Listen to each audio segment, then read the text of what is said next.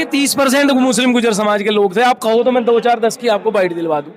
ये बात मत करिए कि यहाँ गुजर समाज में गुर्जर सम्राट मीर भोज प्रतिहार गुर्जर थे, पृथ्वीराज चौहान भी गुर्जर थे और वो थे, हैं और रहेंगे।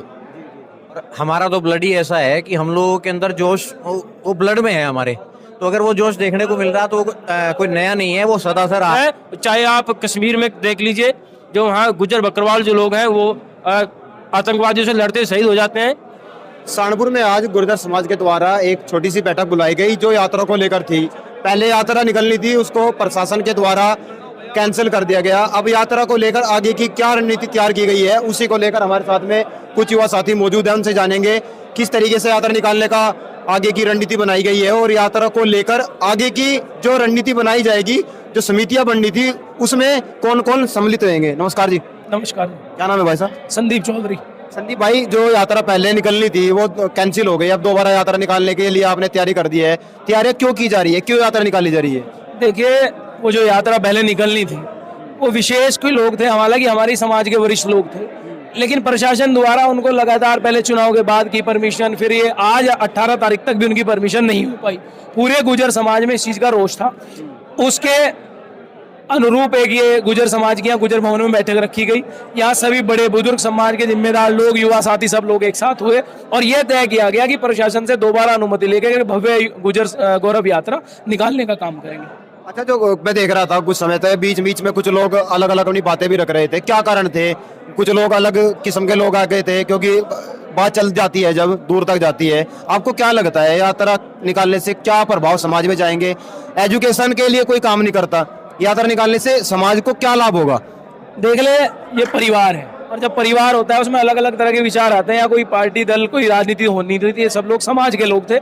समाज के हर तरह की जो बात है वो रखी जाती है। गुजर भवन में बैठे थे, सब लोगों ने अपनी बात रखी।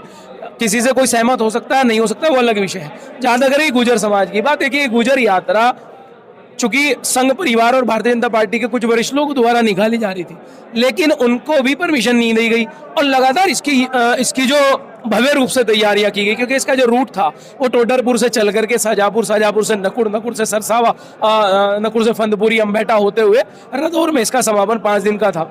लेकिन वो यात्रा ना होने से जिन लोगों ने तैयारी, समाज के जो किसान वर्ग के लोग हैं, जो युवा वर्ग है, जो गांव में किसानी खेती का काम करने का काम करते हैं, जिन लोगों ने जो तैयारी करने का काम किया और अचानक से उन्हें पता चला यात्रा से ठीक 10 घंटे पहले कि इसकी परमिशन नहीं और यात्रा नहीं निकलेगी, तो उनके अंदर दर्द था, तकलीफ थी। वो तकलीफ यहाँ लोगों ने बयान करी और निश्चित तौर से एक बहुत बड़ी भव्य यात्रा बहुत जल्द हम सहारनपुर में निकालने का काम करेंगे। अगर प्रशासन इजाजत नहीं देता है, उसके बाद क्या निर्णय लेगा गुर्जर समाज? ऐसा तो कुछ भी नहीं है कि प्रशासन नहीं देगा, क्योंकि ये तो सबको ही है, अपना अधिकार है। अपने महापुरुषों की जयंती निकालने का हमें भी है, सबको है, ऐसा तो कुछ नहीं है। अब प्रशासन में भी तो सभी हमारे हम जैसे ही बैठे, ऐसा नहीं है कि कोई हमसे उन्हें विरोध है। सब परमिशन मिलेगी, पूरी भव्य यात्रा निकलेगी। गुज्जर एकता, गुज्जर एकता, गुज्जर एकता जिंदाबाद है, जिंदाबाद है, जिंदाबाद रहेगा, जिंदाबाद। अच्छा, मैं देख रहा था मुस्लिम गुर्जर बहुत कम आए, क्या लगता है आपको, क्या कारण नजर आते हैं? मुस्लिम गुर्जर इतना कम भाग क्यों ले रहा है? देखिए, कम तो है नहीं, मैं भी एक मुस्लिम गुज्जर ही हूँ, लेकिन थोड़ा सा प्रचार प्रसार में कुछ कमी रही होगी, जिस कारण से सही पता नहीं चले। काफी संख्या में मेरे जानने वाले, बहुत संख्या वाले। क्या करें भाई साहब? देखिए 30% मुस्लिम गुजर समाज के लोग थे। आप कहो तो मैं 2-4-10 की आपको बाइट दिलवा दूं। ये बात मत करिए कि यहाँ गुजर समाज में, यहाँ हिंदू मुसलमान गुजर सब लोग थे।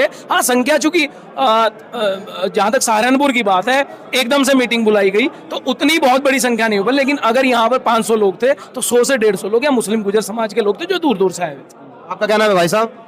जो जान खेड़ा। दोनों भाई, आपको क्या लगता है, जो यात्रा निकलनी थी पहले, अब यात्रा को लेकर इतना बवाल भी हुआ, लेकिन अगर यात्रा नहीं निकलती है और यात्रा अगर निकलती है, क्या संदेश समाज में जाएगा इसका?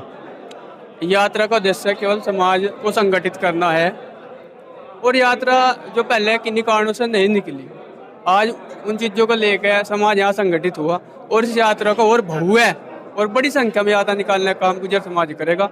जो भी समाज बैठ कर रूट तय करेगा, हम तमाम जिले से गुजर समाज संगठित होकर बड़ी संख्या में यात्रा निकालेंगे। नहीं, अगर यात्रा निकलती है, क्या संदेश आएगा समाज में यात्रा का? समाज में यात्रा का एकता का संदेश जाएगा और समाज में ताकत मिलेगी एकता तो कैसी ताकत मिलेगी? समाज संगठित होगा और एक दिशा में चलने का काम होगा महापुरुषों का और सम्मान अपने मिलेगा। महापुरुषों को सम्मान मिलेगा। समाज में संदेश जाएगा कि हमारे महापुरुषों का जो सम्मान आज तक नहीं मिल पाया, वो दूसरे समाज के बताए गए, वो हमें हमारे महापुरुषों का हमें सम्मान प्राप्त होगा इस यात्रा से, कि वो गुर्जर समाज था। दूसरे समाजों को भी ये पता लगेगा कि हमारा इतिहास चुराया गया और हमें ही बदनाम किया गया, हमारे राजाओं को अपना राजा बनाया गया। गुर्जर सम्राट मीर भोज प्रतिहार गुर्जर थे, पृथ्वीराज चौहान भी गुर्जर थे, और वो थे, हैं और रहेंगे। अभी हम कुछ भाई और मौजूद हैं यहाँ पे, उनसे भी बात करेंगे, क्योंकि बात करना इसलिए भी जरूरी हो जाता है क्योंकि हम जानते हैं कि समाज को लेकर जो अफवाहें उड़ाई जाती हैं उनमें किन लोगों का हाथ हो सकता है। चंद लोग छोटी छोटी बातों को इतना बड़ा करके दिखाते हैं, उससे लगता है कि शायद इन्हीं की बात सच्ची होगी। लेकिन गुर्जर समाज जो पिछले लगातार देश की आज़ादी के बाद आज तक संघर्ष कर रहा है, अंग्रेजों के साथ लड़ा, मुगलों के साथ लड़ा, और लड़ते लड़ते यहाँ तक आ गया कि अब फिर वही लड़ाई उनके साथ हो रही है। यहाँ और भी भाई मौजूद है। क्या नाम है भाई? अम्बुल चौधरी, पूर्व छात्र संघ अध्यक्ष। जी अम्बुल भाई, आपको क्या लगता है जो यात्रा बुलाई गई थी और यात्रा नहीं निकल पाई, अब यात्रा निकालने के लिए दोबारा गुर्जर समाज इकट्ठा हुआ है? ज्यादातर खासकर मैंने देखा युवा साथी यहाँ बहुत सारे मौजूद थे। आपको क्या लगता है, क्या यात्रा निकल पाएगी? बिल्कुल, यात्रा तो किसी कारणवश पहले नहीं हुई, लेकिन यात्रा हर हाल में निकलेगी। और अभी आज जो है समाज के सभी लोगों को इकट्ठा किया गया था, एक कमेटी का गठन किया जाएगा, जल्द ही आप लोगों को भी सूचित किया जाएगा। और यात्रा में देखिए, पहला तो हमारा समाज जो है कानून का पालन करता है, कानून का पालन करते हुए जो है परमिशन की डिमांड करेगा। परमिशन होती है ठीक है, नहीं तो यात्रा तो निश्चित निकलेगी। ये तो हमारा अधिकार है, हमारे पूर्वज हैं, इसमें हमें किसी से आज्ञा लेने की आवश्यकता होनी नहीं चाहिए वैसे तो। लेकिन फिर भी हम लोग ये हैं कि भाई हम अपना जो नियम कानून है उसके तहत बंधे हुए हैं और नियम से ही हम चलेंगे। नियम के तहत ही हम परमिशन की मांग करेंगे। परमिशन दे, बहुत अच्छी बात है प्रशासन, वरना समाज पहले भी यात्राएं निकली हैं और आगे भी निकलेंगी। क्या संदेश जाएगा यात्रा से समाज में? भाई एकता का संदेश, समाज को एक सूत्र में बांधने का संदेश जाएगा। आपको क्या लगता है? देखिए, गुर्जर समाज लगातार आज़ादी की लड़ाई से आज तक भी अपनी लड़ाई लड़ रहा है। 1947 में देश आज़ाद हो जाता है, 1992 में क्रिमिनल एक्ट हटता है, सरदार पटेल जी उसको हटवाकर अपना जो कोशिश है उसको करते हैं और क्रिमिनल ट्राइब एक्ट हट जाता है। आज भी गुर्जरों को चोर समझा जा रहा है। क्या उसके लिए काम किया जाना चाहिए, नहीं किया जाना चाहिए? या फिर यात्रा निकाल के लोग क्या सोचेंगे, हुड़दंग होगा? अगर यही यात्रा एजुकेशन के लिए निकलती कि हमारे यहाँ पे मीर भोज के नाम से कोई अच्छी एजुकेशन सोसाइटी होनी चाहिए, या फिर कोई कोचिंग सेंटर होना चाहिए, या स्पोर्ट एकेडमी होनी चाहिए, शायद अच्छा रहता। लेकिन यात्रा निकलेगी, लाखों रुपया खर्च होगा, इतने से लाखों बच्चों को पढ़ाया जा सकता है। बच्चे पढ़ेंगे, उनके पास एजुकेशन होगी, हिस्ट्री पर रिसर्च करेंगे तो आगे बढ़ेंगे।